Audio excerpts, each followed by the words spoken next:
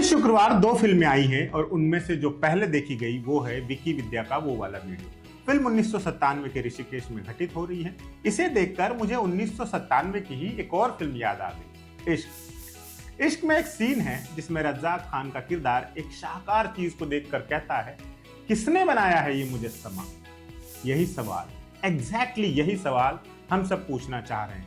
किसने और क्यों बनाया है ये मुजस्समा? हमारा वक्त ही बर्बाद करना था तो वो तो हम रील्स देखकर कर ही रहे हैं, बिस्तरों पर, सोफे पर पड़े पड़े। इसके लिए सिनेमा घरों तक जाने की जहमत क्यों उठाए?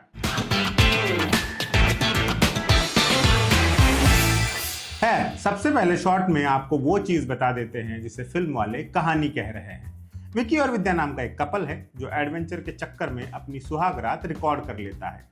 उनकी बदकिस्मती से इस वीडियो की सीडी चोरी चली जाती है।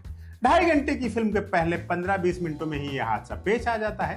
बाकी 2.25 घंटे लंबी फिल्म उस सीडी को वापस पाने की हास्यास्पद जद्दोजहद में निकल जाती है। यहाँ ये ध्यान में रखें कि हास्य से भरपूर और हास्यास्पद में फर्क होता है। फिल्म शुरू के सीन से ही अनरियलिस्टिक है। तृप्ति की सगाई तुड़वाने का जो सीन है वो कन्विंसिंग तो नहीं ही है, फनी भी नहीं है। फनी तो खैर पूरी फिल्म ही नहीं है। जो इक्का दुक्का पंच ढंग से लैंड हुए हैं वो सब ट्रेलर में डाल दिए गए हैं। बाकी तो 2.5 घंटे का विशुद्ध टॉर्चर है ये फिल्म के ह्यूमर के तो क्या ही कहने। हकलाने वालों का मजाक, ज्यादा वजन वालों का मजाक, पंजाबियों का मजाक, कैजुअल सेक्सिज्म। अब तो हमारे बुजुर्ग तक वक्त के साथ सीख गए हैं कि बॉडी शेमिंग और कैजुअल मिसोजिनी जैसी बातें बुरी होती है। हमारा सिनेमा ना जाने कब सीखेगा। घिसे पिटे जोक तो इतने ज्यादा है कि आप गिनती भूल जाते हैं। अब तो व्हाट्सएप वाली जनता ने भी ऐसे जोक्स फॉरवर्ड करना बंद कर दिया है। अनरियलिस्टिक, अनफनी, अनकन्विंसिंग सीन्स की तो भरमार है फिल्म में।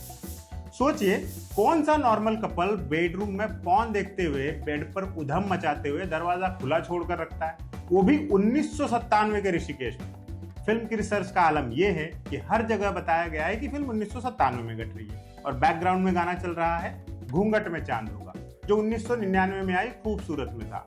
एक और सीन में जिंदा रहने के लिए तेरी कसम बज रहा है, वो भी 1999 में आई सिर्फ तुम में था। यूं लगता है जैसे स्क्रिप्ट में जो पहला शब्द लिखा गया था वो था अतार्किकता। लॉजिक से कोई नाता रखा ही नहीं गया है।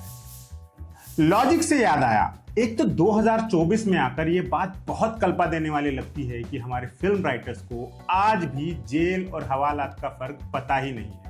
भाई साहब, जेल एक ऐसी इमारत होती है जो स्पेशली कई सारे कैदियों को लंबे अरसे तक कैद रखने के लिए बनाई गई होती है, जैसे दिल्ली में तिहाड़ जेल है या मुंबई में ऑर्थर रोड जेल। थाने चौकियों में जो सीखचों वाला कमरा होता है ना, उसे हवालात कहते हैं। बीच में फिल्म यकायक बिना हॉर्न दिए हॉरर बन जाती है, स्त्री यूनिवर्स में घुस जाती है। न उसकी वजह किसी को पता है ना जरूरत। वहां भी कॉमेडी के नाम पर जो फुहड़ता की प्रदर्शनी लगी है ना, ओए होए होए होए, देखकर पहले से बिगड़ा पड़ा मूड और खराब हो जाता है। क्लाइमैक्स तक आते आते आप इतने थक चुके होते हैं कि अंत में हुई लेक्चरबाजी पर ध्यान तक नहीं देते। फिल्म में इतने सारे शानदार कलाकार हैं, राजकुमार राव, तृप्ति डिमरी, विजय राज, मल्लिका शेरावत, टीकू तलसानिया, राकेश बेदी, सबको समान रूप से वेस्ट किया गया है। इतनी बुरी तरह से कि आपको शक होने लगता है कहीं इन लोगों की सीडी तो नहीं थी मेकर्स के पास। और क्या वजह हो सकती है ऐसी बेसिर पैर की फिल्म करने की, खास तौर से राजकुमार राव और तृप्ति डिमरी के आगे। उनका करियर तो इस वक्त चांद पर है ना, ये दाग काहे लगवा ले रहे ये लोग। खैर, होगी कोई वजह। कुल मिलाकर बात ऐसी है कि ये फिल्म कई मायनों में दर्शकों के इंटेलेक्ट का अपमान करती है। इससे अच्छी तो वो माइंडलेस एक्शन फिल्में हैं जिनके बारे में आपको सिनेमा घर जाने से पहले पता होता है कि उनमें क्या मिलने वाला है। कम से कम वो ईमानदार तो होती है। मेकर्स के पिछले रिकॉर्ड पर भरोसा करके आप फिल्म देखने जाओ और ठग लिए जाने की भावना लिए घर आओ, ये तो अच्छी बात नहीं है ना। इस चैनल पर इस सेगमेंट में रिलायबल रिव्यू में ये हमारा पहला रिव्यू होना था। सोचा था तरीके से प्लान करके करेंगे। फिल्म ने इतना जहन थका दिया कि ऐसा कुछ करने का मन ही नहीं हुआ। खैर, मेरी तो आपको यही सलाह है कि अपना वक्त और पैसा बचाइए और इस फिल्म से दूर रहिए। बाकी आपकी मर्जी।